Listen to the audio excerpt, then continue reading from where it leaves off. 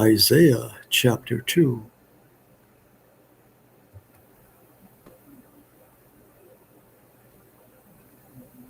This is the message that was revealed to Isaiah, son of Amoz, concerning Judah and Jerusalem. In the last days, the mountain of the house of Jehovah will be established as the chief of mountains. It will be raised above the hills, and all nations will stream to it. And many people will come and say, "Come, let us go up to the mountain of Jehovah, to the house of the God of Jacob. He will teach us his ways, so that we may walk in his paths." For the law, Torah, will go forth from Zion, and the word of Jehovah from Jerusalem. Then he will judge between the nations and arbitrate for many peoples. They will beat their swords into plowshares and their spears into pruning hooks. Nation will no longer take up sword against nation, nor train any more for war. And so I just want to go back to verse 2. It mentions this mountain. It says, in the last days, the mountain of the house of Jehovah will be established. And that immediately connected me to Revelation 21. Revelation 21, I'm going to read verses 1 through 16. Then I saw a new heaven and a new earth, for the first heaven and earth had passed away, and the sea was no more. I saw the holy city, the new Jerusalem, coming down out of heaven from God, prepared as a bride, adorned for her husband. And I heard a loud voice from the throne saying, "Behold, the dwelling place of God is with man, and he will dwell with them. They will be his people, and God himself will be with them as their God. He will wipe away every tear from their eyes, and there will be no more death, or mourning, or crying, or pain, for the former things have passed away." And the one seated on the throne said, "Behold, I make all things new." Then he said, "Write this down, for these words are faithful and true." He told me, "It is done. I am the Alpha and the Omega, the beginning and the end. To the thirsty I will give freely from the spring of the water of life. The one who overcomes will inherit all things, and I will be his God, and he will be my son. But to the cowardly and unbelieving and abominable and murderers and sexually immoral," which means cult prostitution, is the sexual immorality that they talk about here is actually cult prostitution, where you join yourself to another god by having ritual sex with a cult prostitute. And there's male and female prostitutes back in the day. There may still be some around here, I don't know. But abominable and murderers and sexually immoral and sorcerers and idolaters and all liars, their place will be in the lake that burns with fire and sulfur. This is the second death. Then one of the seven angels with the seven bowls full of the seven final plagues came and said to me, "Come, I will show you the bride, the wife of the Lamb." And he carried me away in the spirit to a mountain great and high, and he showed me the holy city of Jerusalem coming down out of heaven from God, meaning that it was not made by human hands, and you'll see that coming soon. So he showed me the holy city of Jerusalem coming down out of heaven from God, shining with the glory of God. Its radiance was like a most precious jewel, like jasper, as clear as crystal. The city had a great and high wall with 12 gates inscribed with the names of the 12 tribes of Israel and the 12 angels at the gates. There were 3 gates on the east, 3 on the north, 3 on the south, and 3 on the west. The wall of the city had 12 foundations bearing the names of the 12 apostles of the Lamb of God. The angel who spoke to me had a golden measuring rod to measure the city and its gates and walls. The city lies foursquare, with its width the same as its length. With the width the same as its length. He measured the city with the rod, and all its dimensions were equal, 12,000 stadia in length and width and height. And just to kind of put that into perspective, the vast majority of this New Jerusalem, this mountain, not made by human hands, the vast majority of it will literally be in outer space. It is so tall.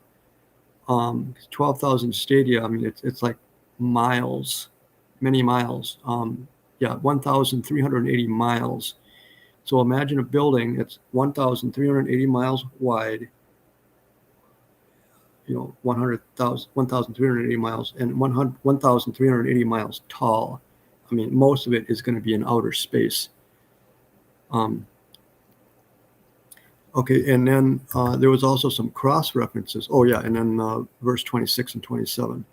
So this is Revelation 21, verses 26 and 27.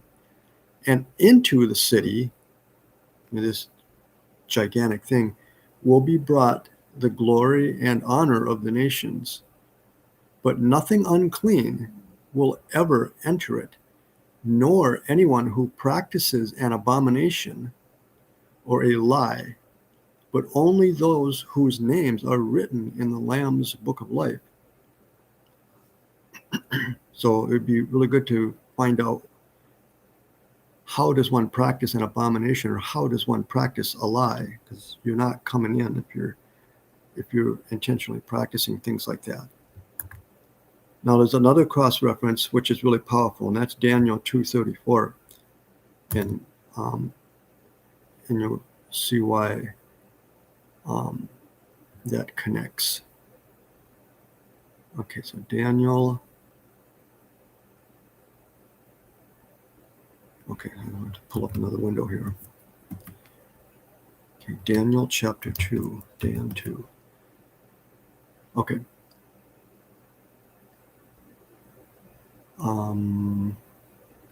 I do that right? Oh, Daniel 2:34. Okay, I got to scroll down here. All right, 34. As you watch, and this was Daniel interpreting King Nebuchadnezzar's dream that he did not tell anyone about, but it was revealed by God to Daniel what the dream actually was. So this is Daniel speaking to King Nebuchadnezzar, and he says, as you watched, a stone was cut out. This is Nebuchadnezzar's dream. As you watched, a stone was cut out, but not by human hands. It struck the statue on its feet of iron and clay and crushed them. Then the iron, clay, bronze, silver, and gold were shattered and became like chaff on the threshing floor in summer. The wind carried them away, and not a trace of them could be found. But the stone that had struck the statue became a great mountain and filled the whole earth. So you can kind of see where that's going. And then verses 44 through 45. So Daniel chapter 2, verse 44 and 45.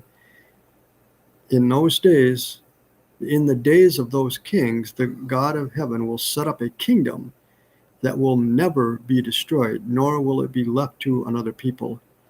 It will shatter all of these kingdoms and bring them to an end, but will itself stand forever. And you can imagine, 12,000 stadia by 12,000 stadia by 12,000 stadia. I mean, it's going to stick around for a while. And just as you saw a stone being cut out of the mountain without human hands, it shattered the iron, bronze, clay, silver, and gold. So the great God has told the king what will happen in the future. This dream is true, and its interpretation is trustworthy. So that's the prophet Daniel. Just an astounding thing. Then there's also Micah chapter 4, verses 1 through 3. Micah chapter 4, verses 1 through 3.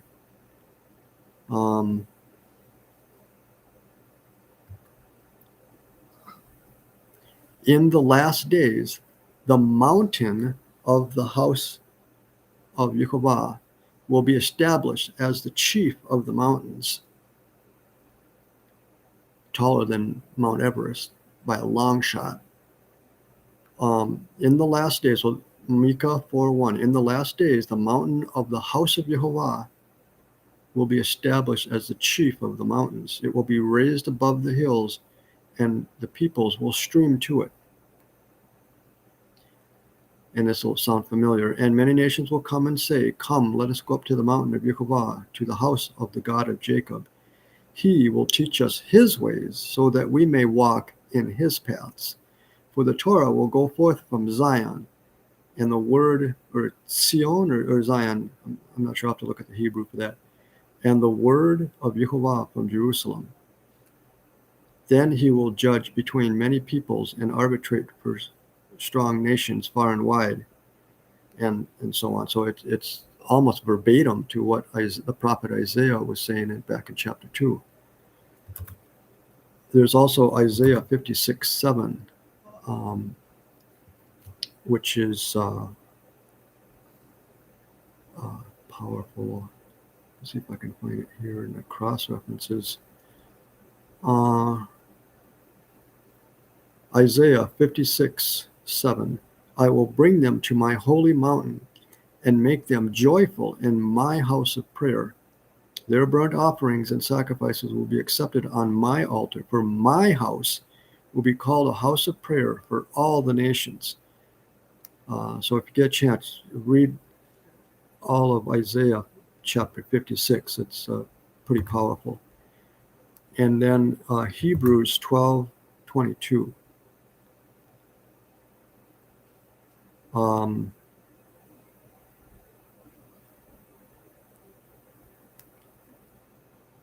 And let me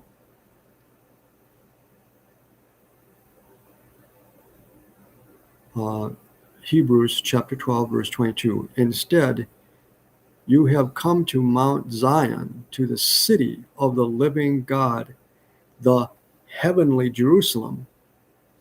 You have come to myriads of angels in joyful assembly, to the congregation of the firstborn enrolled in heaven. You have come to God, the judge of all, to the spirits of the righteous made perfect. So it's talking about an unshakable kingdom. So now finally we can go back to Isaiah 2, because that was quite a rabbit trail. But it was such a powerful,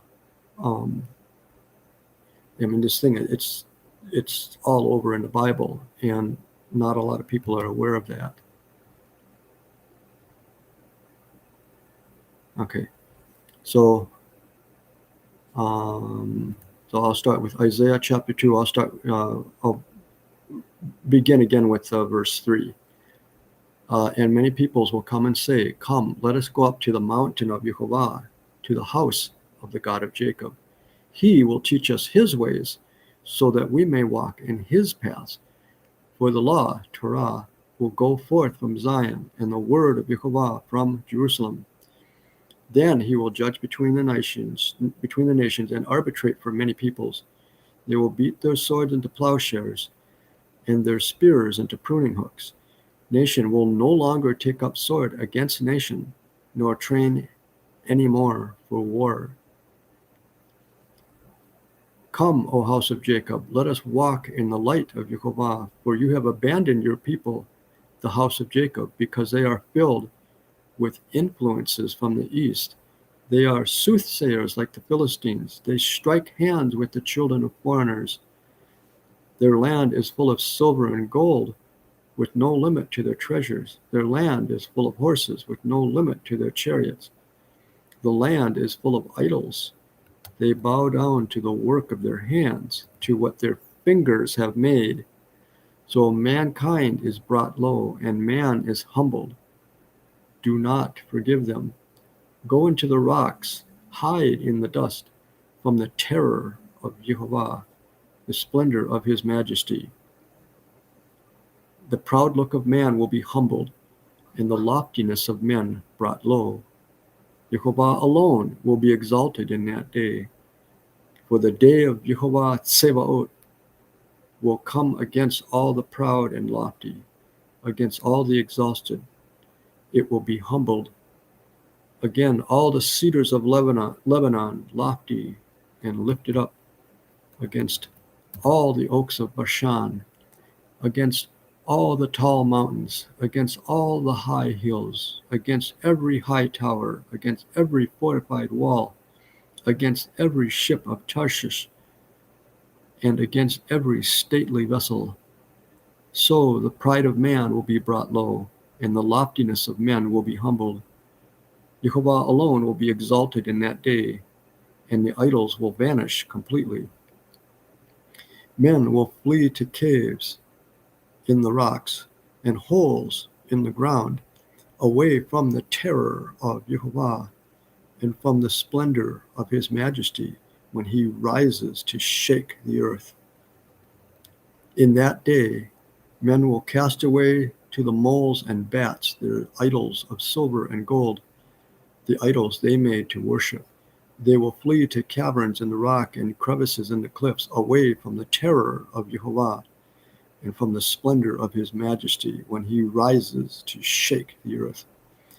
Put no more trust in man, who has only the breath in his nostrils. Of what account is he? And that is the end of Isaiah chapter 2.